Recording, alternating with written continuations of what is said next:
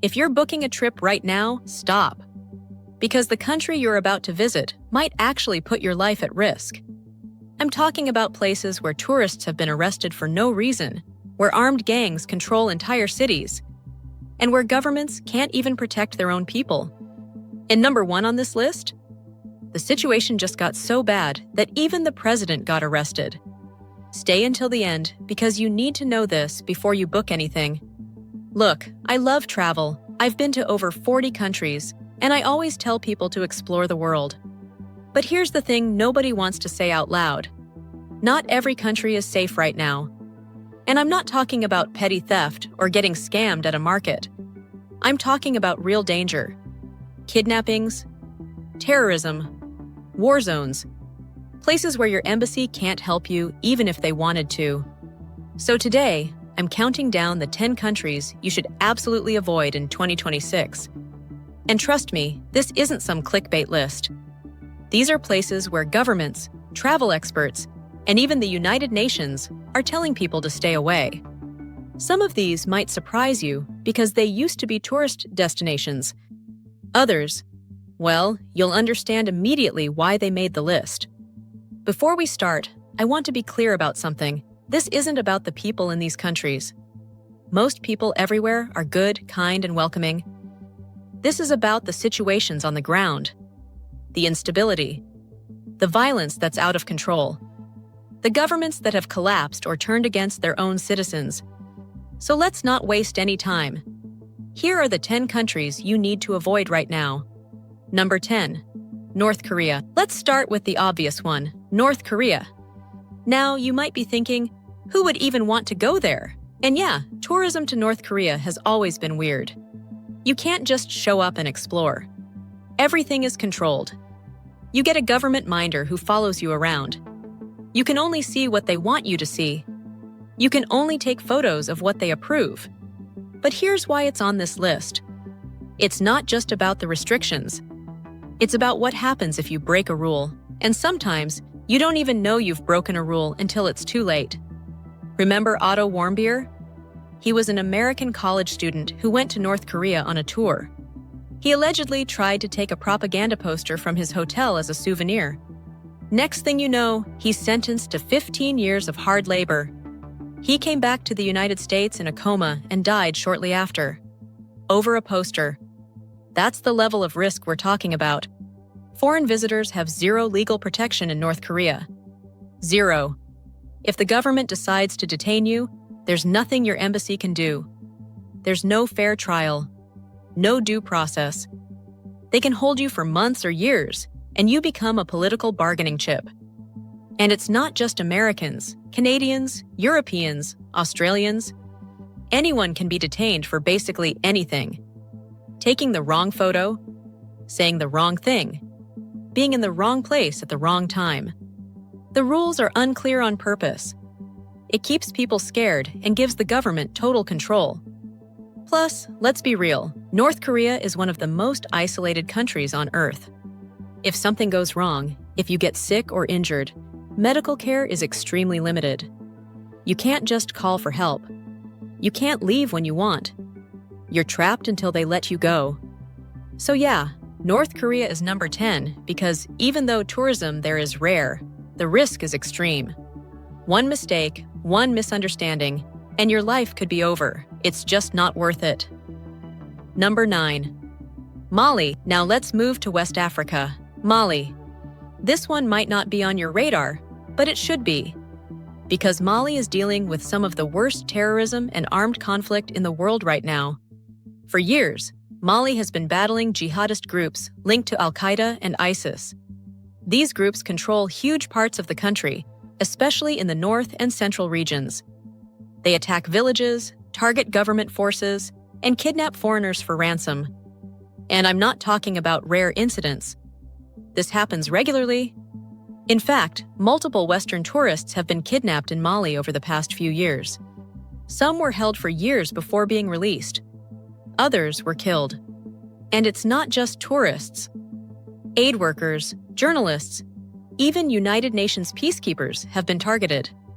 The Malian government doesn't have full control over its own territory. There are areas where they simply can't protect you.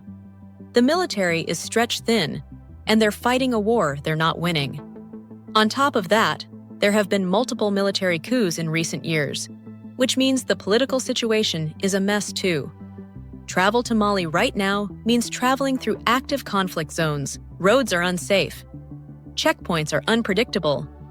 You could be in the wrong place at the wrong time and get caught in an attack. There's no way to sugarcoat this. Mali is a war zone, and tourists have no business being there until the situation stabilizes. Number 8. Burkina Faso. Right next door to Mali, we have Burkina Faso. And honestly, the situation here is just as bad, if not worse. Burkina Faso is dealing with the same jihadist groups that are tearing apart Mali. But here's the thing. The violence has escalated incredibly fast.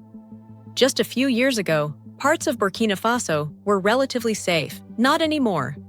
Jihadist attacks happen almost daily now. Schools, churches, markets. Nowhere is safe. Entire communities have been wiped out. Over 1 million people have been displaced from their homes. The government has lost control of massive areas of the country. In some regions, it's not even clear who's in charge anymore. And for travelers? Forget about it. Foreigners are high-value targets. Kidnappings happen frequently, and rescue operations are nearly impossible because the militants operate in remote areas with no infrastructure. If you get taken, your chances of making it out alive are not good. On top of that, Burkina Faso has also experienced military coups recently. The government is unstable. Public services are collapsing. Even the capital city has seen attacks. There's no safe zone. So, if you were thinking about visiting West Africa, Burkina Faso is absolutely off the table. The risk is just too high. Number 7. Lebanon. Now let's talk about Lebanon. This one hurts because Lebanon used to be one of the most beautiful, vibrant countries in the Middle East. Beirut was called the Paris of the Middle East. The food, the culture, the history. Lebanon had it all. But right now, Lebanon is falling apart. The country is in the middle of a severe economic crisis. We're talking about one of the worst economic collapses in modern history. The currency has lost over 90% of its value. Banks have frozen people's accounts. There are shortages of basic necessities like medicine, fuel, and electricity. Power outages last for hours every single day.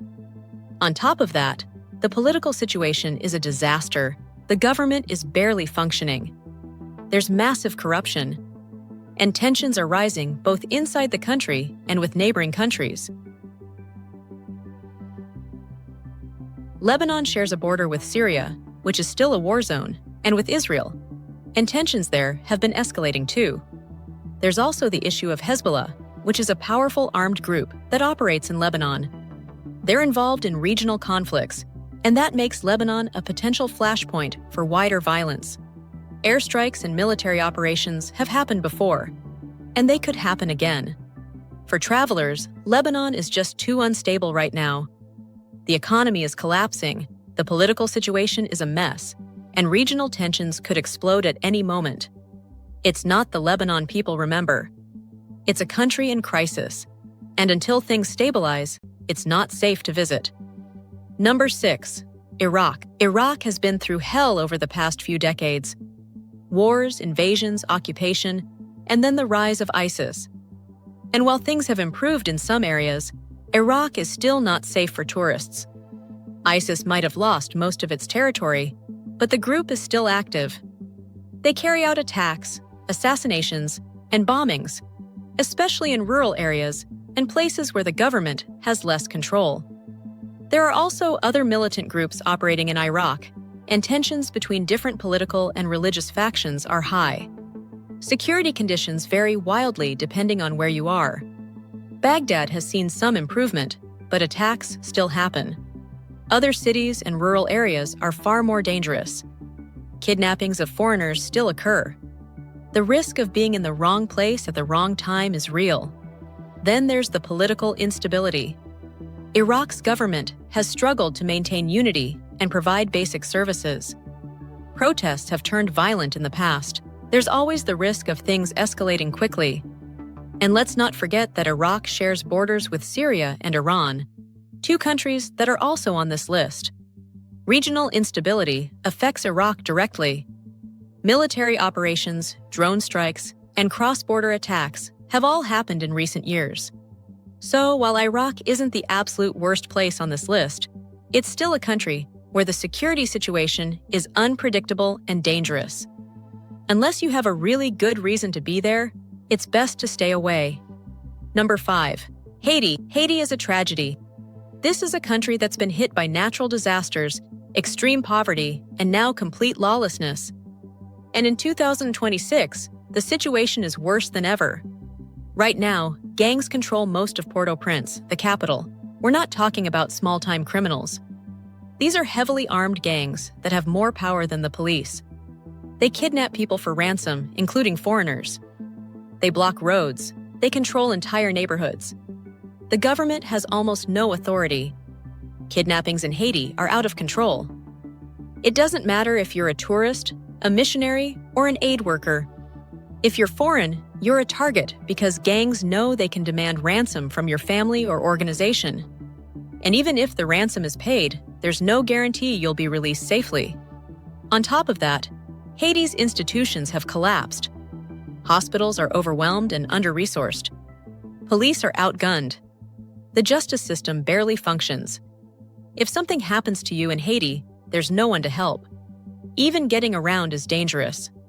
Roadblocks are common. Gangs set up checkpoints and rob or kidnap people passing through. The airport in Port-au-Prince has been attacked before. Flying in and out is risky.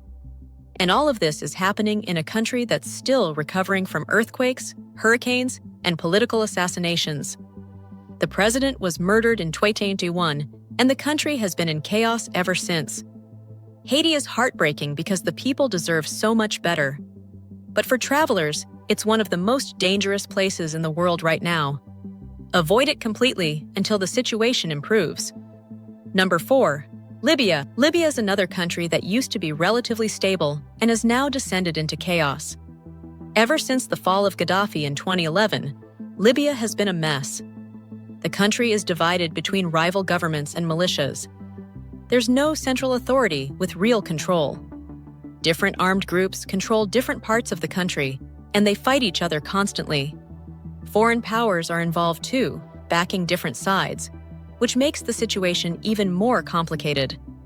For travelers, this means there's no rule of law, no one to protect you.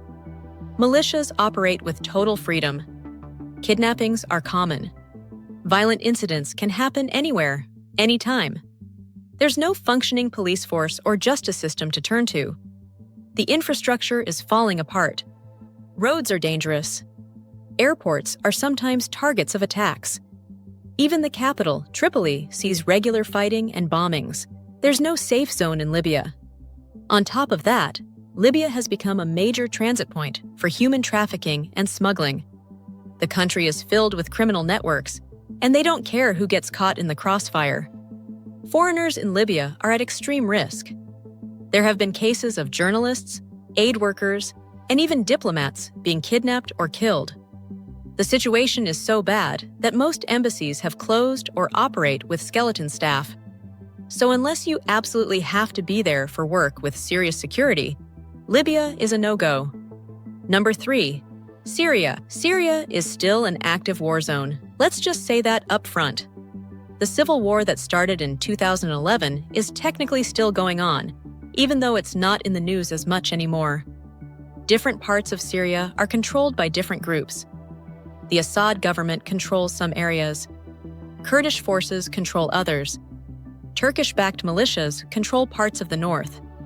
And ISIS, while weakened, is still present in some regions. It's a patchwork of armed groups, and they all hate each other. This means Syria is incredibly dangerous. Bombings, airstrikes, and fighting still happen regularly. Infrastructure has been destroyed. Hospitals, schools, roads. Everything is damaged or gone. Basic services like water and electricity are unreliable. For travelers, Syria is off-limits. There's no tourism industry, there are no safe areas. If you go to Syria, you're entering a war zone, plain and simple. The risk of being killed, kidnapped, or caught in the fighting is extremely high.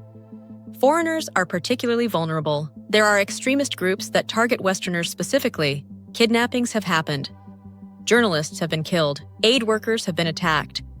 Even with a security team, you're not safe. The Syrian government is also known for detaining people arbitrarily, especially if they suspect you of being a spy or journalist. There's no due process, no fair trial. You could disappear into a Syrian prison and never be heard from again. So Syria is number 3 because it's still a war zone. The conflict isn't over. The country is destroyed, and there's no reason for any tourist to be there. Stay far away. Number 2, Iran. Iran is a complicated one because parts of the country are actually beautiful. The history, the culture, the architecture. Iran has a lot to offer. But right now, it's not safe. Over the past few years, Iran has been rocked by massive protests. People are rising up against the government, demanding more freedom and better living conditions. And the government's response has been brutal. They've cracked down hard. Arrests, beatings, even killings. Thousands of people have been detained. For foreign travelers, this creates serious risk. The Iranian government is paranoid about foreign interference. They've arrested foreigners on accusations of spying or supporting protests. Sometimes these accusations are completely made up. But once you're arrested in Iran, getting out is nearly impossible.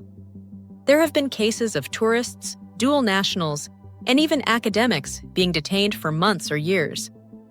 They're used as bargaining chips in political negotiations. Your embassy might try to help, but Iran doesn't always cooperate. You could be stuck in an Iranian prison for a long time. On top of that, the protests have made the situation unpredictable. There are clashes between protesters and police, internet shutdowns, curfews. You never know when things might escalate. And then there's the regional tension. Iran is involved in conflicts across the Middle East. Relations with the United States and Israel are terrible.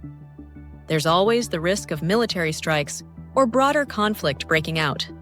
So while Iran isn't a war zone like Syria, the risk of arbitrary arrest and the political instability make it too dangerous for travelers right now. It's just not worth the risk. Number 1, Venezuela. And finally, number 1, Venezuela. This is the country you need to avoid most in 2026. And here's why. Venezuela has been in crisis for years. The economy is destroyed. Inflation is out of control.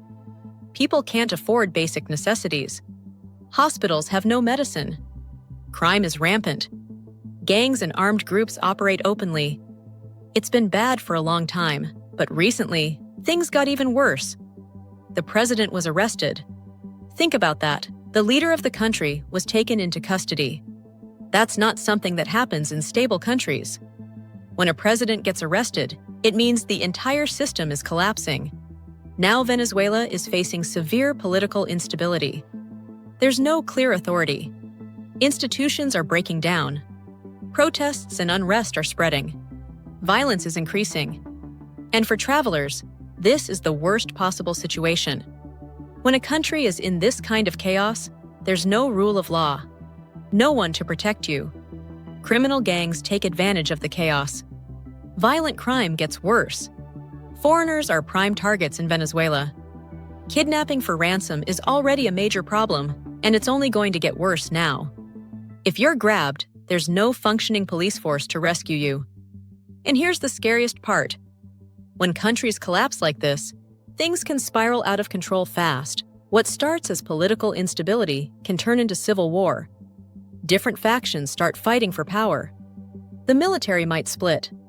Foreign powers might get involved. Venezuela is on the edge of complete breakdown. So that's why Venezuela is number 1. It's not just dangerous. It's a country in freefall. The arrest of the president is a sign that things are about to get much, much worse. There's absolutely no reason for any tourist to be in Venezuela right now. So there you have it, the 10 countries you absolutely need to avoid in 2026. From North Korea's extreme detention risk to Venezuela's political collapse, these places are just too dangerous right now. And look, I know this list is heavy, but it's important. Your safety matters more than any trip. The world is an amazing place, and there are still so many safe, beautiful countries you can visit. Don't risk your life for a vacation. Do your research, check travel advisories, and when governments and experts tell you a place is dangerous, listen to them. Stay safe out there, and I'll see you in the next one.